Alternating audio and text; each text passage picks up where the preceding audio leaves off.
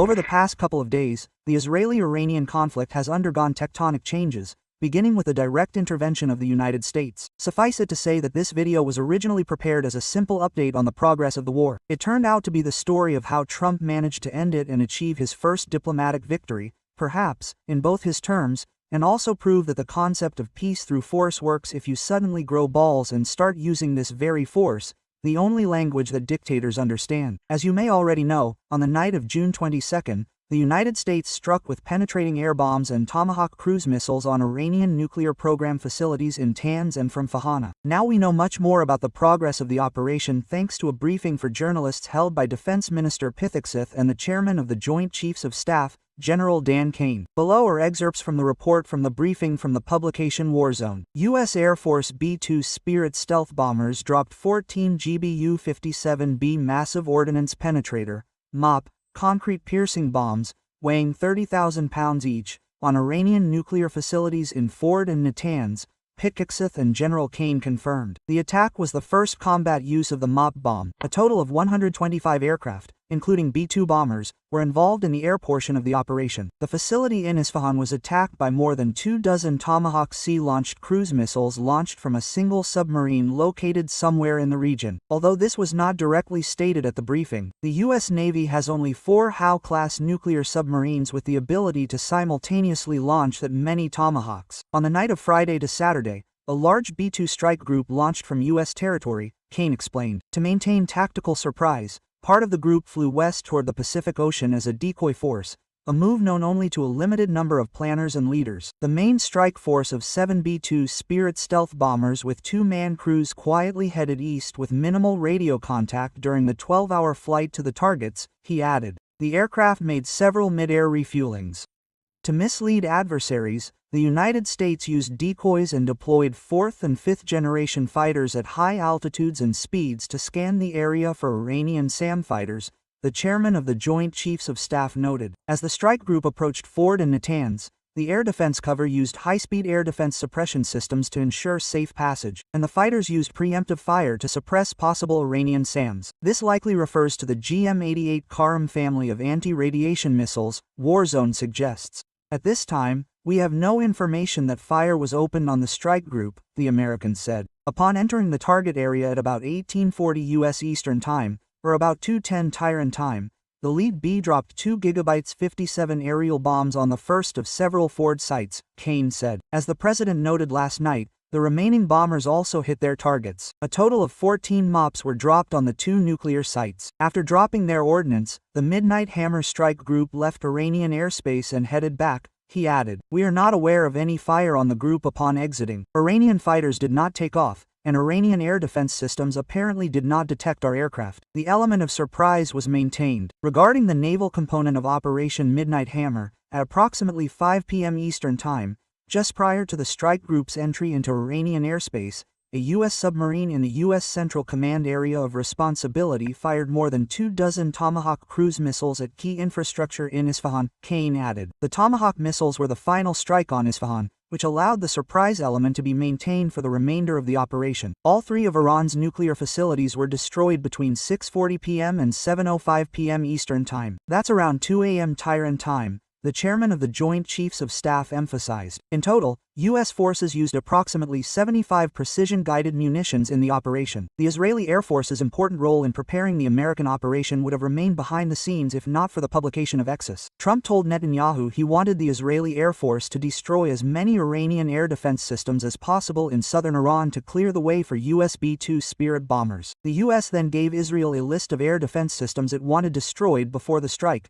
an Israeli official told the newspaper. Netanyahu and Israeli Defense Minister Israel Katz held talks with Vice President Weins and U.S. Defense Secretary Pete Hegseth on Thursday to continue coordinating. We were made clear in that call that the U.S. was moving to carry out the operation, the Israeli official said. In the 48 hours before the U.S. operation began, Katz carried out several strikes in the area to weaken Iranian air defenses, he added. The Israeli strikes, focused on southern Iran, were aimed at reducing the risk to the B-12s heading for Ford, a deeply buried nuclear facility that the Pentagon planned to hit with 13-ton bunker buster bombs. We didn't push the U.S. into the war. We tried not to give the impression that we were dragging America into war, the Israeli official told Bestixios. But fortunately for us, God hardened the heart of the Pharaoh. Iran's supreme leader Khamenei acted like an idiot and rejected all offers from the United States, he added. On June 22, the Maxar company released data on objective monitoring of American strikes. If in the case of the facility in Isfahan, which was thoroughly plowed up by tomahawks,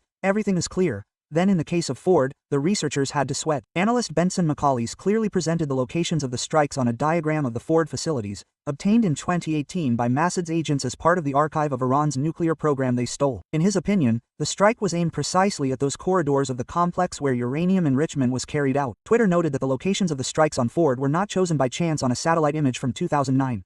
It was there you can see the construction of the ventilation shafts of the complex. And if you look closely at the places where the bombs were moving, you can see the remains of the square walls of these very shafts. You can insert a joke about the Death Star yourself, because I'm already tired of constantly inserting the Death Star and Star Wars everywhere. I will note that the same mop also turned out to be very high precision with a guarantee that the destructive force of the bomb will hit the pre-selected weakest point of this or that underground facility. According to a preliminary analysis of the Israeli military, referred to by the New York Times, as a result of the strike, the Ford facility was seriously damaged, but not completely destroyed. In addition, Iran apparently removed at least some of the facility's equipment, including enriched uranium. Nevertheless, President Donald Trump highly appreciated the consequences of the U.S. strikes on nuclear facilities in Iran. He commented on the results of the strikes on the True social network. Colossal damage was inflicted on all Iranian nuclear facilities. As can be seen from the satellite images, the word destruction is very accurate. The structure shown in the picture is deeply embedded in the rock. Its roof is also well below ground level and is completely protected from fire. The greatest destruction occurred deep underground. Direct hit, Trump wrote. In one of his posts, Trump allowed for a change of power in Iran,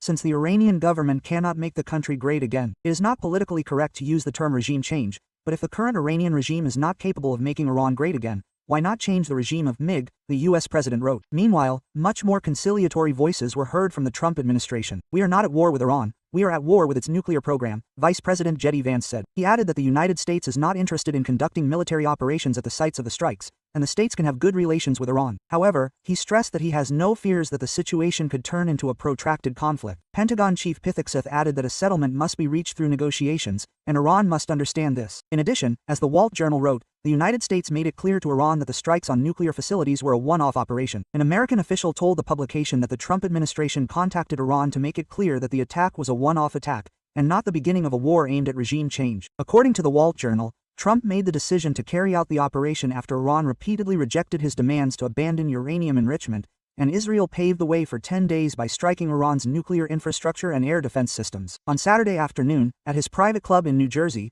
he gave the final signal to begin the strike within a few hours, the publication reports. At a briefing at the Pentagon, U.S. Defense Secretary Pithikseth also told reporters that the U.S. does not aim to change the regime in Iran. This mission was not and is not the goal of regime change, Hex emphasized. The president authorized a precise operation to neutralize threats to our national interests posed by the Iranian nuclear program and for the collective self-defense of our troops, our ally Israel. In Iran itself, apparently, they did not understand anything at first or are pretending not to understand anything. I hope that the Americans will back down, having failed to force the regime to negotiate. Iran will continue to enrich uranium for peaceful purposes for the benefit of the country, despite external pressure, the country's foreign ministry said. We are a bona fide participant in the Treaty on the Non-Proliferation of Nuclear Weapons. On this basis, we enrich uranium for peaceful purposes for the benefit of our country. No one can tell us what we should do as long as we follow our obligations under the treaty, the head of the Iranian foreign ministry said. After the Americans bowed out, Israeli strikes on targets that are far from limited to the nuclear program continued. On June 22, the Israel Defense Forces reported that 8 more Iranian ballistic missile launchers had been destroyed,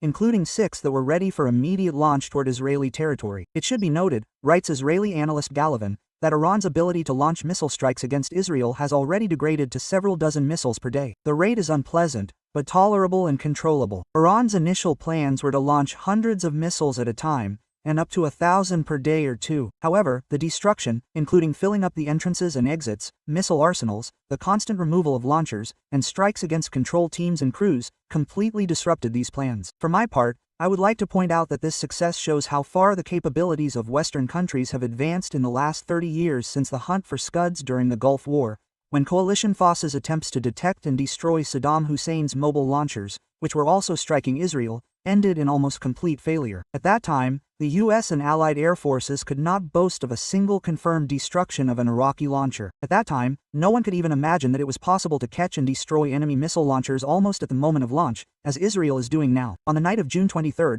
the Israeli Air Force carried out a series of strikes on military targets in Iran, the press service of the Israel Defense Forces reported. According to the military, the targets of the attacks were 6 airfields, as well as warehouses and launchers of missiles intended for strikes on Israel. According to the Central Intelligence Agency, the strikes destroyed 15 Iranian military aircraft, F-14 fighter jets, 5 H-1 helicopters and a tanker aircraft. They were at bases in different parts of Iran. The strikes also damaged runways and underground hangars. In addition, the Israeli army reported the destruction of several sites for storing and launching surface-to-surface missiles that were aimed at Israel. These facilities were located near the city of Kermanshah in western Iran. In particular, Israel destroyed an active Iranian combat aircraft, an F-5 fighter jet, for the first time. It was hit while preparing for a combat sortie. Footage of the strike was published by the press service of the Israel Defense Forces. Israeli aircraft struck the Deshvil airport in southwestern Iran and reported the destruction of 2 Iranian F-5 aircraft. Public footage confirms the destruction of at least one. This is the first loss of an active combat aircraft of the Iranian Air Force.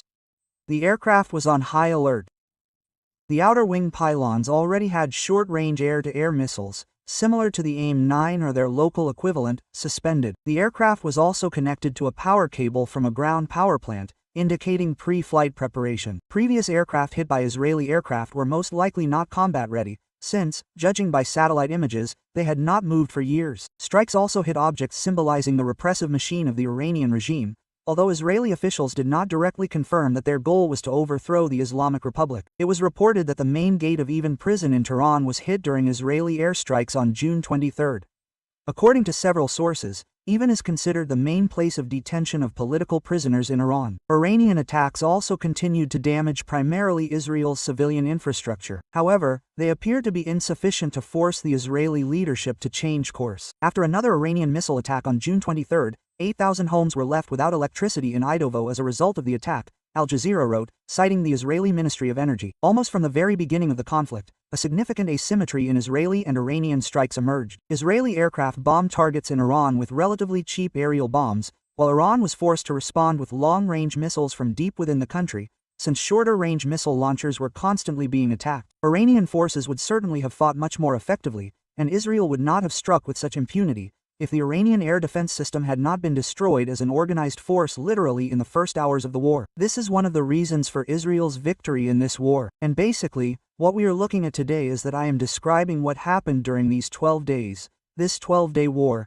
and why it led to Iran's complete defeat. And why I consider it a complete defeat, we will talk about, of course, closer to the end. It seems to me that this is quite obvious, but I see that some discussions are going on about this. But before we move on, I will remind you that you can support this video with your like, comment, and subscription to the channel. All these actions help promote the video. You can also support the video financially. You can do this on Patreon, the link to which is in the description, and by purchasing NVPN, a tool for bypassing blocking, which helps to bypass blocking, watch YouTube at normal speed, use Twitter, Instagram, and access blocked media. You can decide for yourself what to watch, listen to, and read. The state should not do this for you. Buy using the links in the description. It is legal. In Russia, it is not prohibited to buy and use VPNs. At least for now, the reasons for such a failure of the Iranian air defense were well described in the Ukrainian channel 1st Division. Iran has a large territory of 1,648,195 kilometers. By the way, it must be said that many underestimate the scale of Iran in general and the size of the country, and the number of people, 90 million people. In general, this 648,195 kilometers is more than twice the area of, for example, Ukraine. Effectively covering such a territory is a difficult task. However, the situation was further complicated by the relief. More than 80% of the country's territory is occupied by mountains and high plateaus. This creates serious problems already at the stage of choosing a position for the deployment of air defense systems. Firstly, the difficult mountainous terrain does not allow the deployment of air defense systems in the right places due to the lack of suitable sites and the impossibility of deploying the necessary infrastructure. Hence another problem.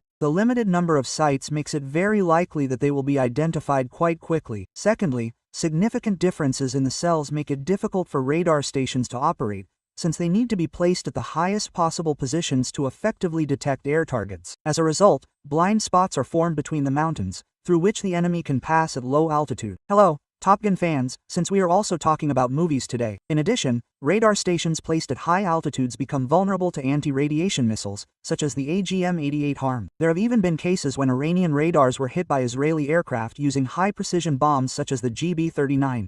Similar problems apply to launchers. In general, they can be placed at a distance of the TLS. However, in mountainous conditions, installing them at lower positions, for example, in valleys, is ineffective. It is desirable for the missile trajectory to be straight. This allows you to save the missile's energy for active maneuvers in the terminal phase of the flight and increase its range. As a result, the terrain of the region is extremely complex, and for effective coverage of the territory, a very large number of complexes of all levels from short to long range are required, which can cover both valleys and highlands, and the airspace above them. Now let's consider the air defense system that Iran has, for which separate air defense forces are responsible. In general, Iran is doing well with object air defense. It has or had up to 4 divisions of S-300 PMU-2, about 12 batteries of Bavar 373, up to 29 batteries of Saya 123 and Hordat 15 family complexes, as well as an unknown number of Arman, presumably several experimental combat batteries. These complexes form the basis of both long-range and medium-range air defense systems, covering the capital agglomeration, nuclear facilities, in particular Ford and Nathans, industrial centers and control centers. The medium and short-range system is carried out by about 30 to 40 batteries,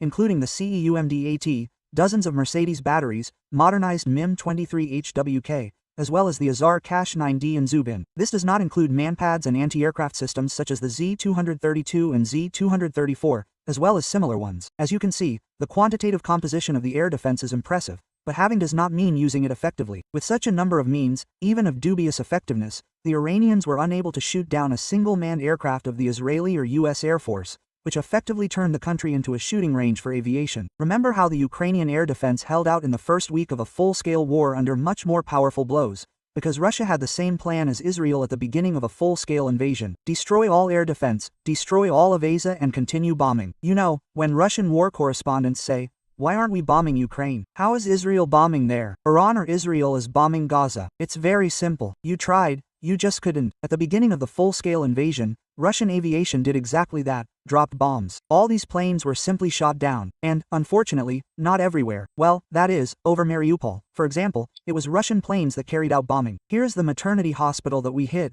It was a Russian bomb. Now Russian aviation uses bombs together with OMPK, FAB, SMPK, which allows them to be launched at a short distance. Well, at a relatively short distance, they're 70 kilometers, which allows Russian planes not to be shot down. And due to the fact that a few weeks before the Russian invasion, the Ukrainian army, actually moved both air defense and planes according to Bovich.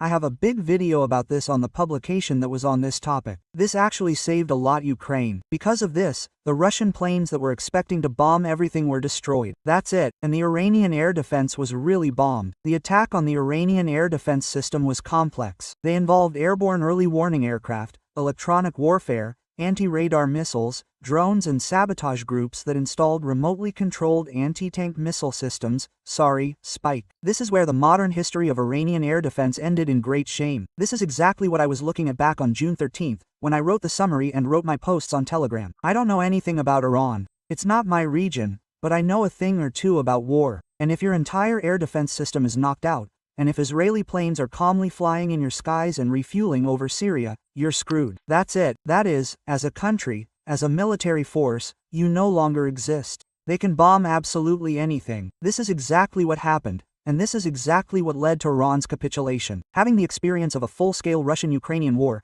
Tehran has not drawn any conclusions, the authors of the channel conclude. And, in principle, they are right. An even more interesting analysis, not at the operational, but at the strategic level, is given in the channel Junger Orientalis. It tells how Iran's entire strategy led to a direct conflict with Israel, which the Islamic Republic wanted to avoid as much as possible, using proxies, drones and missiles as a means of deterrence. However, Iran forgot that poorly controlled proxies also have a voice and the ability to make idiotic strategic decisions, such as the terrorist attack on Israel on October 7th. As a result, one ally of Iran, Hamas, personally Yawar, on his own initiative dragged in the entire axis of resistance, in quotes, a war, they write in the channel. Although Hezbollah began shelling on October 8th, its behavior in the first weeks indicated a reluctant escalation. As a result, by the end of 24, Hezbollah suffered a military defeat, which greatly undermined its political position. It lost many allies, and the new Lebanese leadership insists on Hezbollah's disarmament. Now Hezbollah, once the strongest, most reliable proxy ally of Tehran, does not enter the war for which it has been prepared all these decades. Iran's strategy, relying on proxies, drones and missiles, generally worked against Saudi Arabia and the UAE. The Saudis were unable to defeat the Iranian Kushites, who were supported by Tehran. Missile and drone attacks by pro-Iranian groups convinced Riyadh and Abu Dhabi that it was better to negotiate with Iran. At the same time, Iran turned many people and regimes in the region against itself. Iran's allies, Hezbollah, Hamas, Iraqi militias or Houthis have all killed their own citizens to maintain their power and influence. Hundreds of thousands Syrians died at the hands of the Assad regime. Pro-Iranian militias in Iraq have distinguished themselves by reprisals against Sunnis, smuggling, racketeering, and so on. Support for Assad has also hit the popularity of Iran and Hezbollah in the Arab world. Apparently, the participation of the Shiite group in the war in Syria helped the Israeli secret services in their work. Now the new Lebanese authorities are getting closer to the Arab world and moving away from Tehran. The new Syrian authorities are hostile to Iran. They are fighting smuggling and preventing Hezbollah from being supplied. Endless promises to destroy Israel have also turned out to be a dubious move. They write in the channel from the point of view of national security. Someone in the Iranian leadership sincerely believes in the slogan of death to Israel, but in part this is a tool in the struggle for public opinion in the Arab world. The problem is that Iran supports the most destructive elements in Palestinian society. With its terrorist attacks, Hamas has discouraged many Israelis from negotiating with the Palestinians. In 2007, the group managed to seize power from Ghazi. But who benefited from this? The author of the channel asks. The Israeli leadership had a new argument for not negotiating. After all, the Palestinian National Authority does not even control the territory they are laying claim to. Then came the pumping of money into Hamas in exchange for silence. Although this was a failure of Netanyahu's strategy, not Khamenei's. Apparently, Iran was close to creating nuclear weapons, the channel writes, but deliberately did not take this step. Tehran must have hoped to use its threshold status to get a better deal. In the end, this only pushed Israel to take advantage of the favorable situation, the weakening of Hezbollah, the flight of Bashar, and to start bombing Iran. You already know how Iran lost the confrontation that had begun. And now let's move on to its denouement, which, let's hope, has finally come. Obviously, the scale of the Israeli strikes, which did not weaken at all after the American bombing and the diversity of their targets, nevertheless convinced the Iranian leadership that it was time to wind down while they still had a chance to maintain the stability of the regime and at least some serious weapons. Nevertheless, the Iranian authorities had to save face in front of the entire Middle East and their own population. Therefore, they began to act according to a scenario familiar from 2020, when the elimination of Commander Qasem Soleimani by the Americans in Baghdad was followed by an attack on American bases in Iraq, which the Americans were warned about in advance, and therefore no one was hurt. The United States did not respond to this attack, although against the backdrop of general jitters in Iran, against the backdrop of fears of American retaliation, the IRGC air defense shot down a Ukrainian Boeing over Tehran. This time, fortunately, there were even no civilian casualties. In this one, which was happening right now, Iran launched 10 missiles at American bases in Qatar and 1 missile at an American base in Iraq, Yenet reported, citing an Israeli source. The Reuters news agency, citing its sources, reported that Iran informed the United States through 2 diplomatic channels several hours before the strike on the facilities in Qatar. Tehran also notified Doha of the upcoming attacks, the agency added. Earlier, Qatari authorities reported that the foreign military base under U.S. control was evacuated in advance, that is, before the Iranian strike. According to New York Times sources, the Eldo Date airbase was ultimately not damaged. Trump said that Iran gave a very weak response to the U.S. attacks and warned about the strikes in advance, and said something like, "Well done, let off steam, and now let's make peace." As humiliating as this post may sound, Tehran seems to have swallowed it. A few hours later, Trump announced on the Truth Social platform that the parties had agreed to a ceasefire, which should begin in stages in the near future. Congratulations to all. Israel and Iran have reached a full and comprehensive ceasefire agreement. In 24 hours, the world will celebrate the official end of the 12-day war, Trump wrote. The president noted that this conflict could have lasted for years and destroyed the entire Middle East. However, U.S. diplomatic efforts did not allow this to happen. In his final statement, Trump called for peace and blessings for all parties to the conflict and the entire world. The parties did not fail to exchange final blows. On the night of June 24th, just before the ceasefire was announced, Iranian media called the Israeli strikes on Tehran that night the strongest in the past 12 days. The last salvo of Iranian missiles at Israel allegedly took place minutes before the ceasefire was announced. In any case, Israel confirmed that it had agreed to a ceasefire with Iran in the morning. The government statement said that Israel had already exceeded the goals of its operation. The state of Israel has eliminated the immediate existential dual threat in the nuclear and ballistic missile spheres, the report said.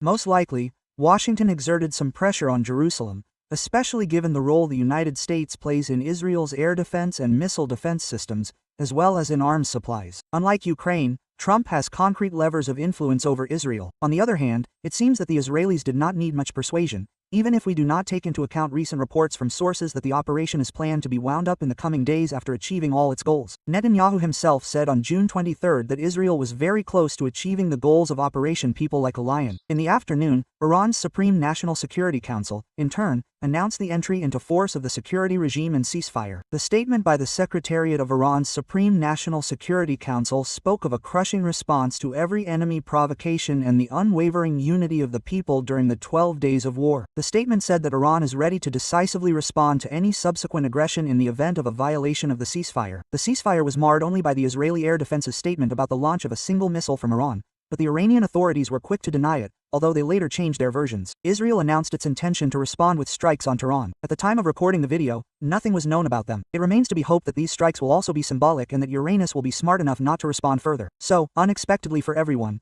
Trump's peacekeeping efforts were crowned with at least temporary success. This is even more strange if we recall his previous attempts to reconcile Russia and Ukraine in the same Israeli-Hamas. It seems to me that the secret of success is simple. In this conflict, both sides did not want to continue it. Perhaps Israel really did have a plan for regime change in Israel, but it can rather be considered Plan B in case the regime turns out to be completely incapable of negotiation, and the Americans do not strike nuclear facilities. Moreover, such an option would mean a protracted war with regular painful, although not critical, strikes on Israel, and this is with the not completely closed fronts in Gaza and Yemen. Again, it is completely unclear what kind of regime would replace the current Islamic dictatorship. Let us recall that Israel literally recently witnessed how the Assad regime in Syria was replaced by a government with a jihadist past, which Israel considers a priori hostile. However, in the end it turned out that it was much more amenable to negotiations than everyone feared. In Iran, in turn, they apparently decided that they had enough, and the Israelis are not bending under rocket fire and are determined to deal with the Islamic regime if necessary. A certain role, well, a very large role, I would even say, was played by the entry of the United States into the war. Moreover, Trump clearly made it clear that if Tehran remains intractable,